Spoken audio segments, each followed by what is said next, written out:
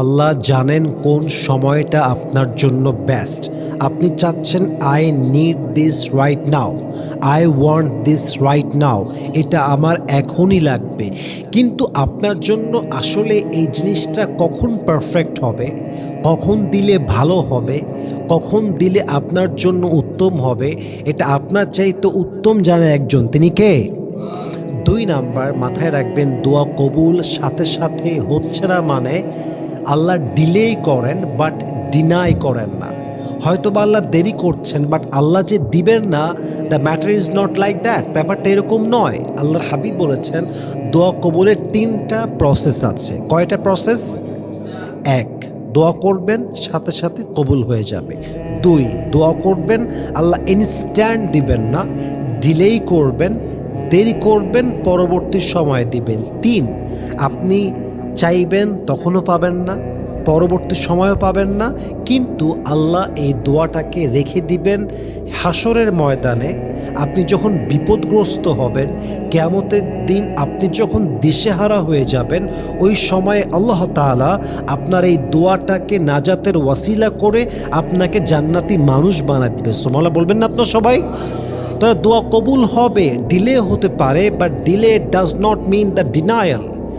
আল্লাহ যে আপনাকে অস্বীকার করছেন, দোয়া যে কবুল করবেনই না, ইট উইল নেভার হ্যাপেন। যে কোনোভাবেই হোক আপনি দোয়ার প্রতিদানটা পাবেন। ইভেন দোয়া যদি আপনাকে আল্লাহ কবুলও না করে দেয়, তবু আল্লাহ আপনার জীবনের এই দোয়ার বিনিময়ে জীবনে কোনো একটা গুনাহ আল্লাহ মাফ করে দিবেন। সুবহানাল্লাহ বলবেন না আপনারা সবাই?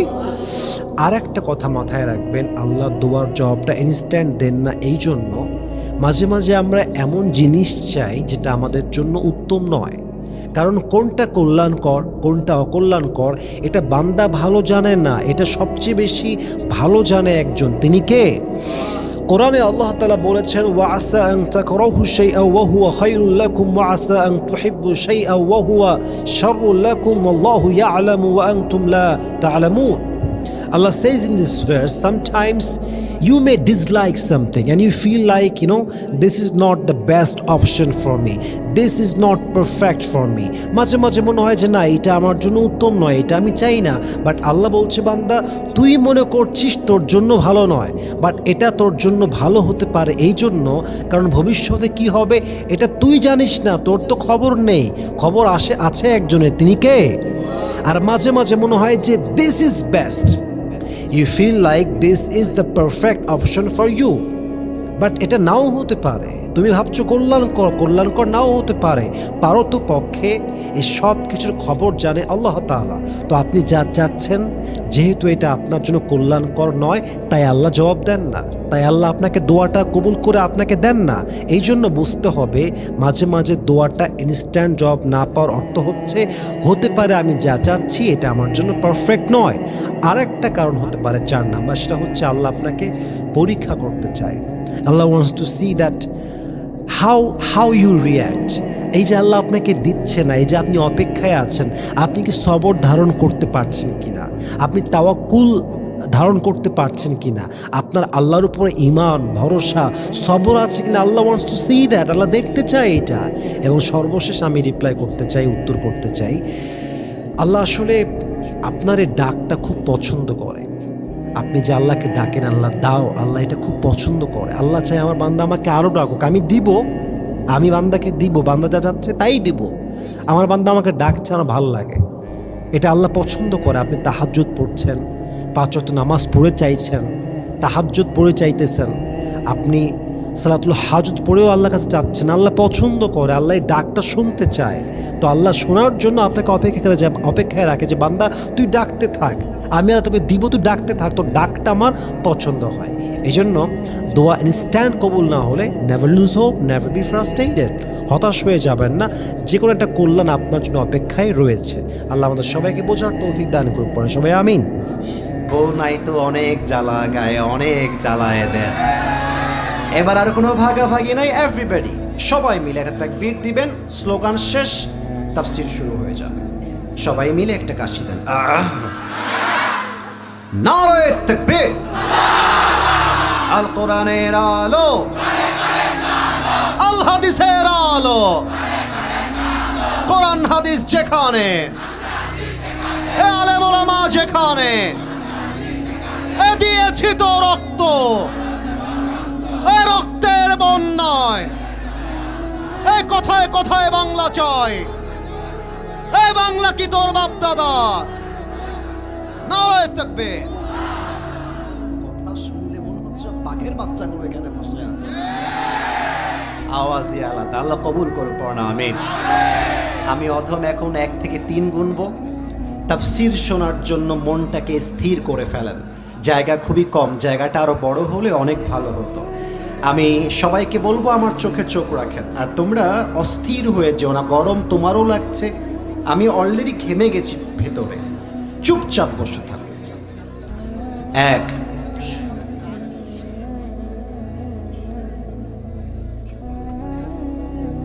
2, পেছনে কে কথা বলছে খেয়াল করেন তো, আমাকে দেখাই দেবেন হাত দিয়ে। না, আমি এখন আর কোনো মজা করছি না। আমি অল্প সময়ের মেহমান, আমাকে সুযোগ দেন, তাফসীরের পরিবেশ দেন। এই পিচ্চিরা, নতুন করে বুঝাইতে হবে তোমাকে ভাই। 1, আল্লাহ আস্তাগফিরুল্লাহ আস্তাগফিরুল্লাহ। 2,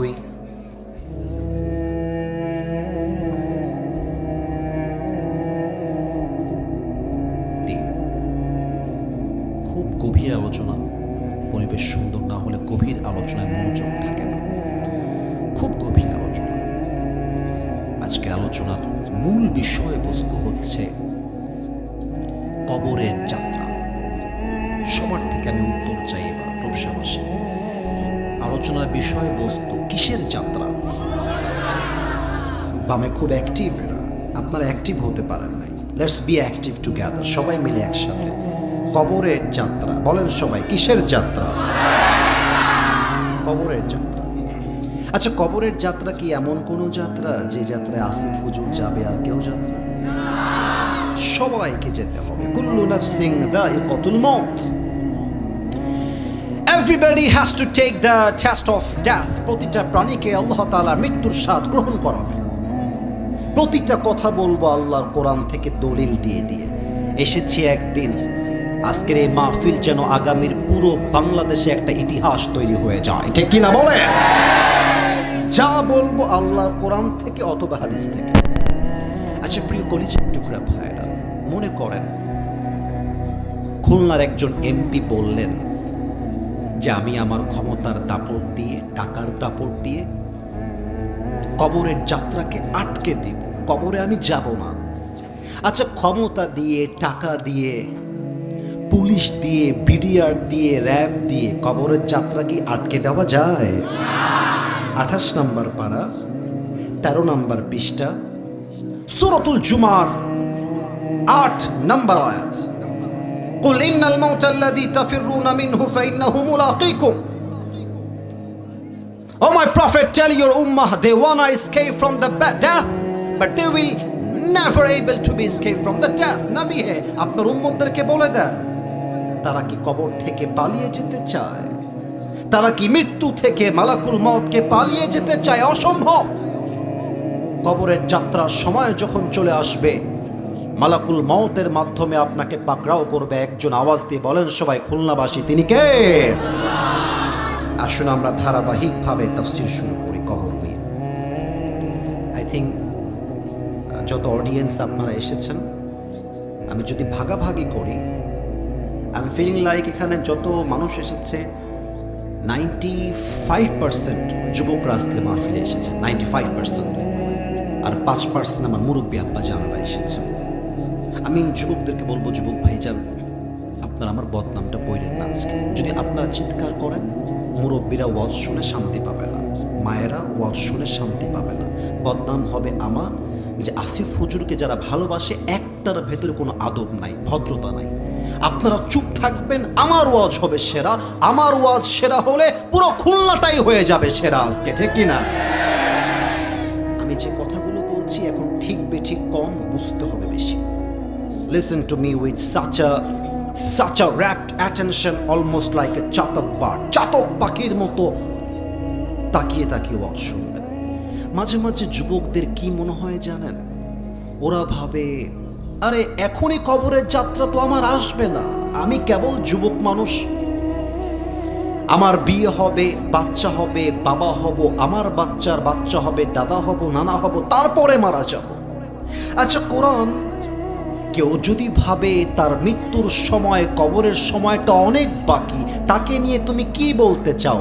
রূপসাবাসী, এই প্রশ্নের জবাব এই কোরআনে আছে না নাই?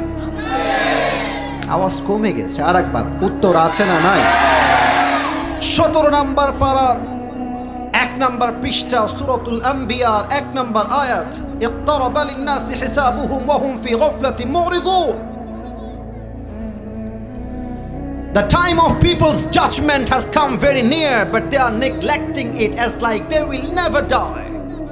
মানুষের হায়াতের সময়টা এতটা কাছে শেষ হয়ে গেছে যে তার পাটা কবরের কাছে আছে, বাট তার অ্যাটিটিউড, তার আচরণ দেখলে মনেই হবে না সে কখনো কবরের বাসিন্দা হবে। কিছু লোক আছে রূপসায়, দেখবেন রাস্তা দিয়ে হাঁটতেছে, টাকার মালিক, প্রচুর টাকা তার, কালো টাকা, রূপসাতে ডুপ্লেক্স বাড়ি আছে, 3 তলা ফ্ল্যাট আছে। তো একজন সালাম দিয়েছে, আসসালামু আলাইকুম, ও ভাইডি কিরম আছেন? তো সালাম দেওয়ার পরে একটা ভাব নেয়, আমার দিকে খেয়াল করেন, নয় বুঝবেন না, আমার ফেসটা দেখেন, try to see my face, একটু দেখার ট্রাই করেন, দেখবেন সালামের জবাবটা মুখে দেয় না,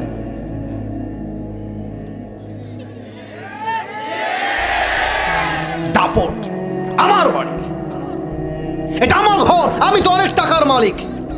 তাকে আসিফ ফজরের ওয়াজটা শোনায় দেন যে বেটা, তুই যে বলছিস তোর বাড়ি, তুই মরলে তোর বেটা বলবে এটা আমার বাড়ি, তোর বেটা মরলে নাতি বলবে আমার বাড়ি। আসলে বাড়ির মালিক আমরা কেউ নই, বাড়ির মালিক একজন, তিনি কে? পরের জায়গা, পরের জমিন, ঘর বানায় আমি রই, আমি তো সেই ঘরের মালিক নই। গান না সবাই মেনে, পরের জায়গা, পরের জমিন, সেই ঘরখানা যার জমিদারি, আমি পাই না তাহার হুকুম জারি, আমি পাই না জমিদারের দেখা, আমি পাই না জমিদারের দেখা, মনের দুঃখ কারে কই, আমি তো সেই ঘরের মালিক নই। পরের জায়গা, পরের জমিন, ঘর বানায় আমি রই, আমি তো সেই ঘরের মালিক নই। ঘরের মালিক কে? 2 নম্বর প্রশ্ন, হে কোরআন তুমি আমাকে জবাব দাও। এখনো কিছু নির্লজ্জ যুবক, সরি টু সে দ্যাট, বলতে বাধ্য হলাম, কথা বলছি, তোমাদের ভিতরে কি সামান্যতম একটু বিবেক নাই যে হুজুর এত আবদার করলো, খুলনার মানুষ হুজুর, একটু আদবের সাথে চুপ করে থাকি? বিবেক মরে গেলে কি হয় জানো? আল্লাহ বলছে চোখ থাকতে অন্ধ হয়ে যায়, কান থাকতে বধির হয়ে যায়, তোমরা তাই হয়ে গেছো। দেখো তো এইদিকে তাকায়, কতগুলো মানুষ চুপচাপ চাতক পাখির মতো তাকায় আছে আমার দিকে ওয়াজ শোনার জন্য, and you are still creating disturbance. তোমরা এখন আওয়াজ করছো, বুকটা ফেটে গেল আজকে পরিবেশের জন্য। তাকবীর দেন, নারায়ে তাকবীর। আচ্ছা কোরআন, কবরের যাত্রা যখন শুরু হয়ে যাবে, মনোযোগ দেন, মনোযোগ দেন, মালাকুল মউত যখন আমার চোখের সামনে হাজির হয়ে যাবে, আমার জীবনের শেষ কথাটা কি হবে সেদিন? শেষ কথা কোরআন তার জবাব দিচ্ছে।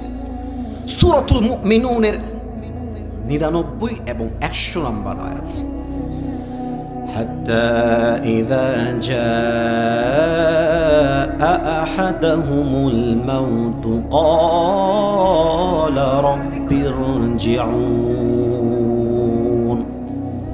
কোরআন জবাব দিয়ে বলছে, শোনো শোনো, মৃত্যুর সময় যখন হয়ে যাবে, মালাকুল মউত যখন বান্দার সামনে হাজির হয়ে যাবে, যে যুবকটা পর্নোগ্রাফিতে আসক্ত ছিল, ওই যুবকটা মালাকুল মউতকে ডাক দিয়ে বলবে, গিভ মি অন চান্স, আমাকে একটা সুযোগ দাও, আমি আল্লাহর কাছে তওবা করে তারপরে মরতে চাই। একজন মুরব্বী যে এলাকার চায়ের দোকানে পায়ের উপরে পা তুলে বিড়ি টানতো, সে বলতো, মালাকুল মউত আমাকে একটা চান্স দাও, আমি আল্লাহর কাছে তওবা করে কবরের যাত্রার সাথী হতে চাই, একটা চান্স দাও। কাল রাব্বি ইরজিউন, আমাকে একটা সুযোগ দাও। প্রত্যেকটা বেপর্দা মহিলা বলবে, মালাকুল মউত একটা সুযোগ দাও, আমি একজন পর্দাশীল নারী হয়ে মরতে চাই। আমি দেখতে পেলাম হাজারো মায়েরা বোনেরা আমাকে দেখার জন্য ওই বামে একটা রাস্তায় জায়গা ছিল, দাঁড়িয়েছিলেন। আমার যতটুকু এক নজর দৃষ্টি পড়েছে, আমি সবাইকে দেখেছি বোরকাওয়ালি, হিজাবওয়ালি, নিকাবওয়ালি আমার মায়েরা বোনেরা দাঁড়িয়ে আছেন। I respect them, I salute them, আমি সবাইকে সম্মান করি। বাট আমি যা বলবো যুবক ভাইয়েরা, চোখে আঙ্গুল দিয়ে সত্য কথা বলতে চাই। বোরকা ব্যাপারটা কেমন জানেন? দাড়ি আর টুপি রাখলে যেমন হুজুর হওয়া যায় না, বোরকা নিকাব পড়লেই তেমন দিনদার মেয়ে হওয়া যায় না। খুলনা শহরে এই রূপসা ব্রিজে সন্ধ্যাবেলায় যতগুলো মেয়ে প্রেম করে, তার 80% মেয়ে বোরকাওয়ালিরাই প্রেম করে বেড়ায়। এমন ভাবে বোরকা পরে দেখলেই মনে হবে यार ये लड़की तो अभी के अभी जन्नत से भाग के दुनिया में आई है माशाअल्लाह। কিন্তু আমার কি মনে হয় জানেন, আমি যখন দেখি কোনো মাইয়ে ফেসবুকের, বলা যাবে না মনে হয়, রাগ করবে না আপনারা সবাই, না পারমিশনটা চেয়ে নেই, বলা যাবে না কি যাবে না? আমাদের খুলনায় তো কয় সেমরি, সেমরি, আমাদের বাগেরহাটে কয় সেমরি। এ সেমরি তোর বাড়ি কোয়ানে? তা আমি যখন কোনো মেয়েকে দেখি পার্কে বোরকা পরে প্রেম করছে, আমার একটা কথাই গতি মনে চায়, ও বোন আমার, তোমার বোরকার উপরে পুরোটাই ফিটফাট, ভেতরে পুরোটাই সদরঘাট। আমার দাবি হচ্ছে, যেই মেয়েটার বোরকা পরেই নষ্টামি করতে মনে চায়, তার জন্য বোরকা নয়, তার জন্য জিন্সের প্যান্ট আর টি শার্ট পরাই ভালো আমার রূপসার ভাই। হাত্তা ইযা জা আহাদুহুল মাউতু ক্বালা রাব্বি ইরজিউন, একটা সুযোগ দাও, সুযোগের ভিক্ষা চাই। আচ্ছা কোরআন, আমার আরেকটা প্রশ্ন আছে,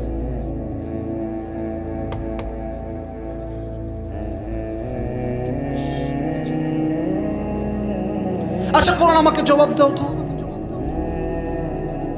আমরা কোথায় মারা যাব, কেমনে মারা যাব, এটা কি আমরা জানি নাকি? কোরআন কি বলছে খেয়াল করেন, সূরাতুল লুকমানের 34 নম্বর আয়াত, ওয়ামা তাদরি নাফসুম মাযা তাকসিবু গাদা ওয়ামা তাদরি নাফসুম বিআই আরদিন তামুত। আরে মানুষ মরবে কোথায় তা তো দূরের কথা, আগামীকাল তার সঙ্গে কি হবে তাই তো মানুষ জানে না, ঠিক কিনা বলে? আমরা কিন্তু বাবাকে নিয়ে ছোটবেলাতে রাজশাহীতে চলে গিয়েছিলাম, একদম when I was just like a little baby, একদম ছোট্ট বাবু, তখন রাজশাহীর দিকে আমরা শিফট হয়েছিলাম। তো আমি একজন মাদ্রাসার ছাত্র, আপনাদের খুলনায় কিন্তু আমাদের আল্লামা, বিশ্ববরণ্য আন্তর্জাতিক মুফাসসিরে কোরআন আল্লামা সাইদের প্রতিষ্ঠিত মাদ্রাসা আছে, দারুল কোরআন কামিল মাদ্রাসা। দেখলে আল্লামার কথা মনে পড়ে। খুলনা শহরে তিনি আসতেন, মানুষগুলো সাইকেল নিয়ে, রিক্সা নিয়ে, ভ্যান নিয়ে ছুটে যেত আল্লামার কথা শুনতে। 2001 সালে আমাদের আল্লামা এসেছিলেন আপনাদের খুলনার সার্কিট হাউস মাঠে। এখনো ইউটিউবে ওয়াজগুলো শুনলে মনে হয় আজকের ওয়াজ। আমরা তো খালি চেহারায় ফেমাস, একটু কথা সুন্দর কই তাই ফেমাস।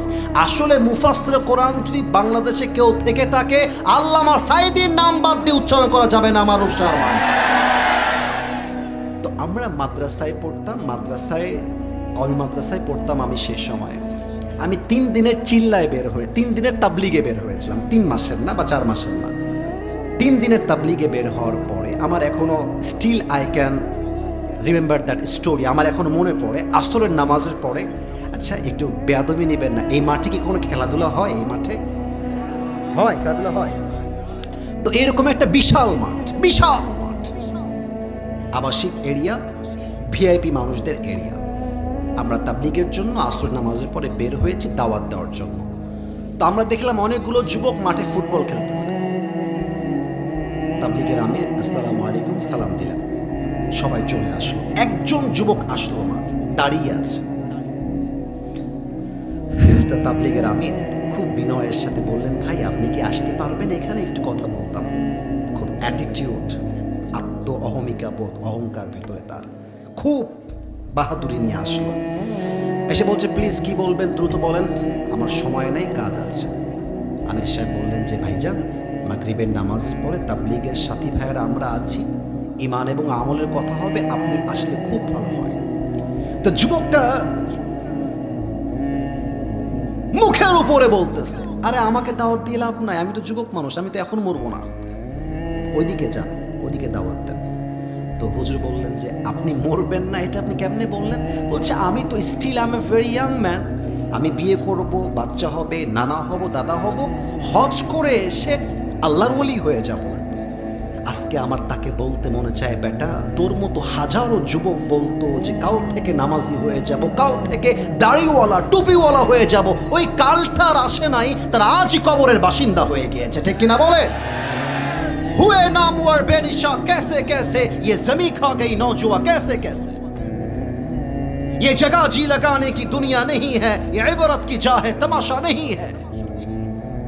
तुझे पहले बचपन ने बरसों खिलाया, जवानी ने फिर तुझको मजनू बनाया, अजल मौत तेरा कर देगी बिल्कुल सफाया। मेरे दोस्त ये जगह जी लगाने की दुनिया नहीं है, ये इबरत की जा है, तमाशा नहीं है। वमल हयातुद दुनिया इल्ला मताउल गुरूर।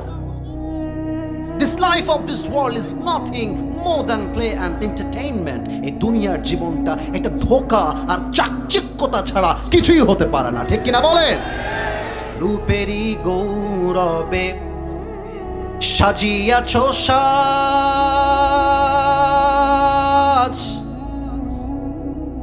সোনা দানা কত কি আর রাজকী পোশাক। যেদিন প্রাণ চলে যাবে সবই পড়ে রবে, প্রাণ চলে যাবে সবই পড়ে রবে। গায়ে দেবে মার কিনথন রে মন আমার, কেন বাঁধো দালান ঘর। সবাই মিলে একদিন মাটির ভেতরে রে মন আমার, কেন বাঁধো দালান ঘর, ঠিক কিনা বলেন? দেহ তোমার চরম চর গলে পচে যাবে, শিরার উপর শিরাগুলি ছিন্ন ভিন্ন হবে, মন্ডু মিরু দণ্ড সবই হবে খণ্ড খণ্ড, মন্ডু মিরু দণ্ড সবই হবে খণ্ড খণ্ড। পড়ে রবে মাটির উপরে মন আমার, কেন বাঁধো দালান ঘর। সবাই মিলে একসাথে একটা লাইন গাইবেন, একদিন মাটির ভেতরে কেন বাঁধো দালান ঘর, ঠিক কিনা বলেন সবাই আপনারা? এবার একটা প্রশ্ন করব, যে প্রশ্ন 2.5 বছর আগে খুলনাতে আমি একবার করেছিলাম, বাট বলতে গেলে 99% of the young people they have answered this question in a wrong way, ভুল উত্তর দিয়েছেন। But I hope today the young people are very energetic and very smart. আশা রাখবো তোমরা আমাকে সঠিক জবাবটা দিবা, মুরব্বীরাও বলবেন আপনারা। আচ্ছা বলেন তো, তোমরা এত নড়াচড়া করো কেন ভাই? আমি জানি জায়গার শর্ট, আমি বুঝতে পারছি, একটু স্থির হয়ে দাঁড়াতে থাকুন, স্থির হয়ে বসে থাকুন। রূপসাবাসী ভাবেন তো একবার, আপনি মাইয়েত হয়ে লাশ হয়ে 3.5 হাত মাটির কবরে শুয়ে আছেন।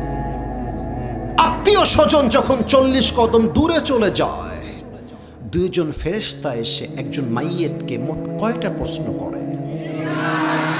That's a wrong answer. 4টা। Who said 4th question? That is the right answer. আপনার নাম কি? আলামিন ভাইজান। He said 4th question. 4টা প্রশ্ন। That is the right answer. আমরা জানতাম 3টা, আমি পরে জানলাম 4টা। আসলে 4টা প্রশ্ন হবে। আমি প্রথম প্রশ্ন করছি, জবাব দিবেন আপনারা। মার রব্বুক, আমাদের রবকে। আর একটু জোরে চাই, আমাদের রবকে। আল্লাহ আমার রব, দমে দমে তনু মনে তারি অনুভব, ঠিক কিনা বলেন? তোমার দুনিয়াতে আমি যেদিকে তাকাই, অথই নেয়ামতে ডুবে আছি সবাই। পাখপাখালির কণ্ঠে শুনি তাসবিহ কল রব, তসবি করো রব, আল্লাহ আমার রব। দমে দমে তুনু মনে তারি অনুভব, রূপসাবাসী রবকে। আতারিফু হাযার রাজুল? Second question will be like this, আতারিফু হাযার রাজুল? Do you know this person? Who is he? তুমি কি এই মানুষটাকে চেনো? সবাই জবাব দিতে পারবে না। আচ্ছা, মাইক্রোফোনটা একটু হটাচ্ছি। আমার মুখে এই সোনামণি নতুন,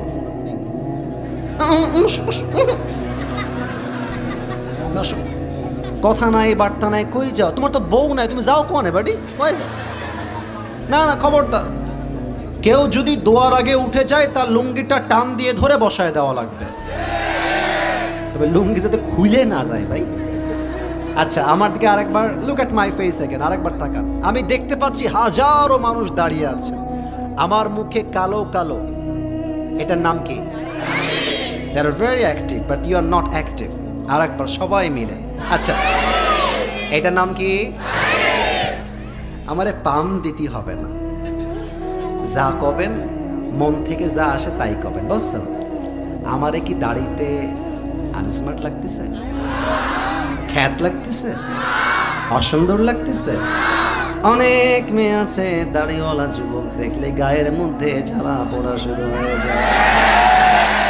দাড়িওয়ালা পছন্দ হয় না, কিন্তু গাঞ্জাখোর দেখলে ঠিকই পছন্দ হয়। আমি কি বলি জানেন? আমি কই কি, যেই মাইয়ের দাড়িওয়ালা পছন্দ না, ওই মাইয়ের জন্য বিটিএস এর হিজড়া ছাড়া সেকেন্ড কোনো অপশন নেই। আরে যেই মাইয়া আমার দাড়ির জন্য বিয়ে করতে চায় না, সেই তো আমার বাড়ির বউ হওয়ার যোগ্যতাই রাখে না। আর যে আমাকে দাড়ির জন্য বিয়ে করতে চায়, নবীর আদর্শের জন্য বিয়ে করতে চায়, সেই তো আমার বাড়ির বউ হওয়ার যোগ্যতা রাখে। আজকালকার মেয়েদের কথা কি বলবো, টাকার সরকারি চাকরি পাইলে বুইরা টাকলার সাথেও বিয়ের পিড়িতে বসে যায়। আর মেয়ের বাবাদের যে কি হয়েছে একমাত্র আল্লাহ মালুম, আল্লাহ কো হি পাতা হ্যায়, মুঝে কুছ ভি মালুম নেই হ্যায় ইস বারে মে। মেয়ের বাবারা আজকাল মেয়ের জন্য জামাই খুঁজা বাদ দিয়ে টাকার বস্তা খুঁজে বেড়ায়। আর যেই মেয়ের বাবারা জামাই হিসেবে টাকার বস্তা খোঁজে, এদের কপালে বুইরা টাকলা ছাড়া ভালো জামাই জোটে না। আমি একটা কথা আজকের রূপসার মাটিতে বলতে চাই, যা আমি আগে কখনো বলি নাই। একটা মেয়েকে বিয়ে করে বেশি ভালোবাসলে বউটা নষ্ট হয়ে যায়। একজন সন্তানকে বেশি আদর করলে সন্তান নষ্ট হয়ে যায়। একজন যুবক যার বউ দরকার, চাকরি না, ব্যবসা না, বউ দরকার, তাকে বউ দেওয়া বাদ দিয়ে চাকরি আর টাকার চাপ দিলে ওই যুবকটাও গাঞ্জার মদ খেয়ে নষ্ট হয়ে যায়। ওরে পাঞ্চর উঠে পয়সা নষ্ট, যুবক নষ্ট মদে, কুসমাজে গ্রাম নষ্ট, খাদক নষ্ট সুদে, টাউনে ঘুরে ছাত্র নষ্ট, কিটে নষ্ট ফুল, অতি মায়ায় বধূ নষ্ট, ধুলায় নষ্ট চুল রে, হেলায় হেলায় কার্য নষ্ট রে।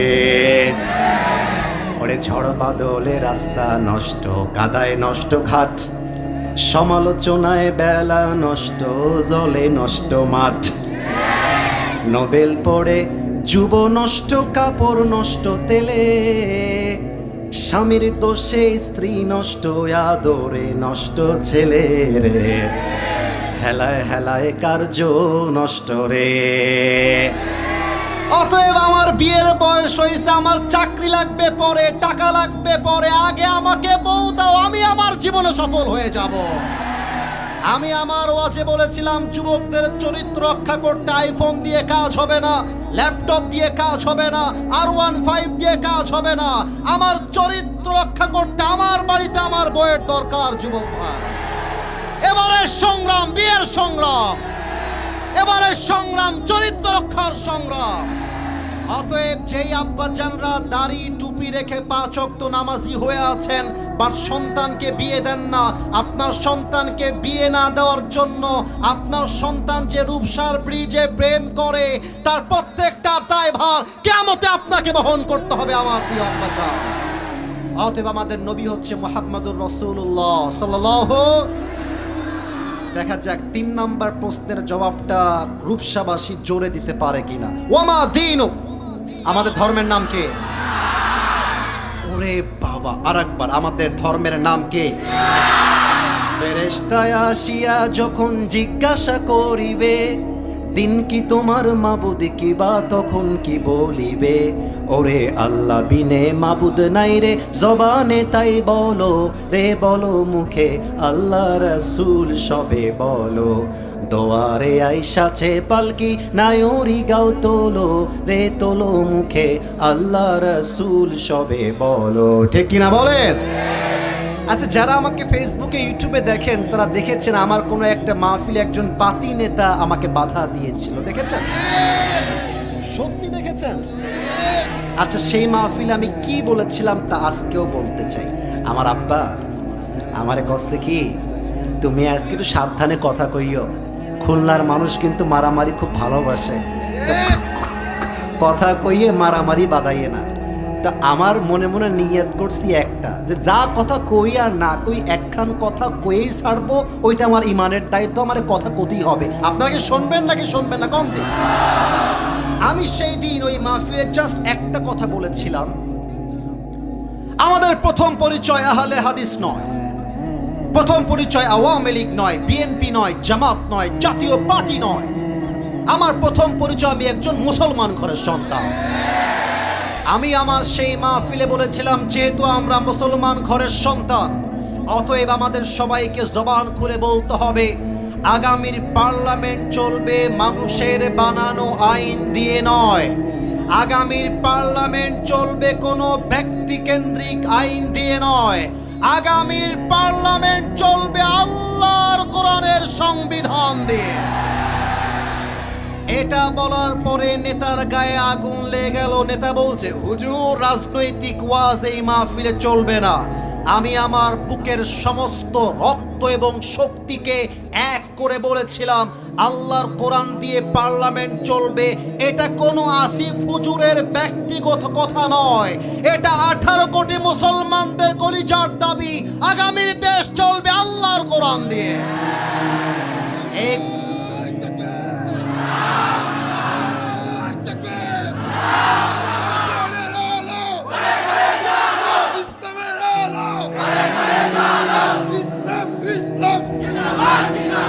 আপনারা কি কাপুরুষের মতো হয়ে মরতে চান?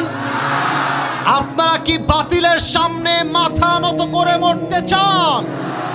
শহীদ ওসমান হাদি আমাদেরকে শিখিয়ে দিয়েছে, বিড়ালের মতো 500 বছর বেঁচে থাকার কোনো দাম নাই, সিংহের মতো 1 ঘন্টা আমরা বাঁচতে চাই। বলবীর আমি চির উন্নতম শির, শির নেহারি আমারই নত শির ওই শিখর হিমাদ্রি। বলবীর বল মহাবিশ্বের মহাকাশ ফাড়ি, চন্দ্র সূর্য গ্রহ তারা ছাড়ি, ফুলক তুলক গোলক ভেদিয়া, খোদার আসন আরশ ছেদিয়া, উঠিয়াছে চির বিস্ময়, আমি বিশ্ববিধাত্রীর বলবীর, আমি চির উন্নত শির। ঠিক কিনা বলেন? কবরে 4 নাম্বার প্রশ্ন হবে, ওয়ামা ইলমুক, what is the source of your knowledge? তোমার জ্ঞানের উৎস কোথায়? তোমার রব যে আল্লাহ, তোমার নবী যে মুহাম্মদুর রাসূলুল্লাহ, তোমার দ্বীন যে ইসলাম, how do you know that? তুমি জানো কেমনে? তোমার জ্ঞানের উৎস কোথায়? আমরা বলবো একটা কিতাব, কিতাবটার নাম কি?